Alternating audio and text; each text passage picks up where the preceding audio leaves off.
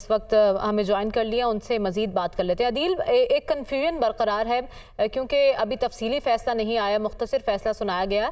इस फैसले के बाद क्या कहा जा सकता है कि नवाज शरीफ साहब अपील का हक रखते हैं या नहीं रखते?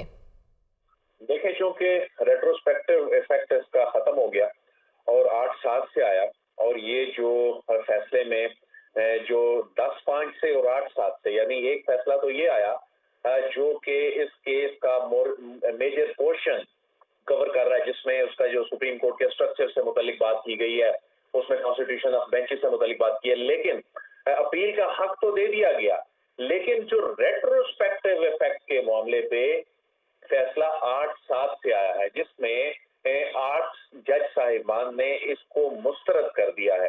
ये एक मियां नवाज शरीफ के लिए एक ऐसे वक्त में बड़ा झटका है जब वो वहां से टेक ऑफ कर रहे हैं और पाकिस्तान आने के लिए वो अगले 2 मुल्कों का दौरा करने के बाद पाकिस्तान आ रहे हैं। तो इस केस को देखा जा रहा था उस तनाजुर में, क्योंकि जब पीडीएम गवर्नमेंट ने ये एक्ट बनाया तो उस एक्ट में जब रेट्रोस्पेक्टिव इफेक्ट की बात की गई थी तो इसको रिलेट किया जा रहा था। जो नाकदीन थे वो कह रहे थे कि ये मियां नवाज शरीफ को या जो वो लोग जो 184(3) के से मुतासिरा हैं, उनको इसका फायदा पहुंचेगा।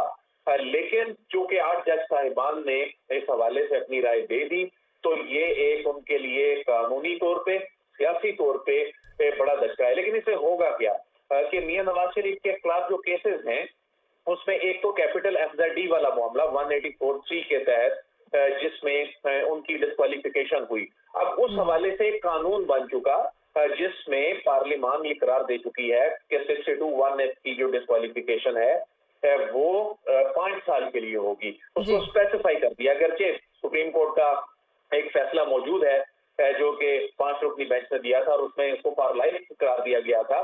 लेकिन इसमें जो एक जो एक्ट बना, एक पार्लियामेंट बना, उसके बाद उसमें उसको स्पेसिफाई कर दिया गया।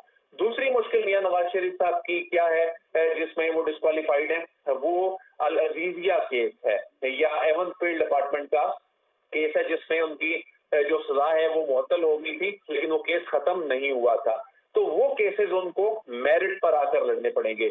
लेकिन उनके लिए ये सहूलत कि ये केसेस इनकी ये रूट से ही खत्म हो जाते, इसकी बुनियाद ही खत्म हो जाती, उसके लिए वो अपील में आते और उनको बड़ी अदालत से उसमें कोई क्लीन चिट मिलने। ठीक है अदील, हमारे साथ ही मौजूद रहेगा इरफान कादिर साहब ने हमें ज्वाइन कर लिया है, यही नुक्ता उनके सामने भी रख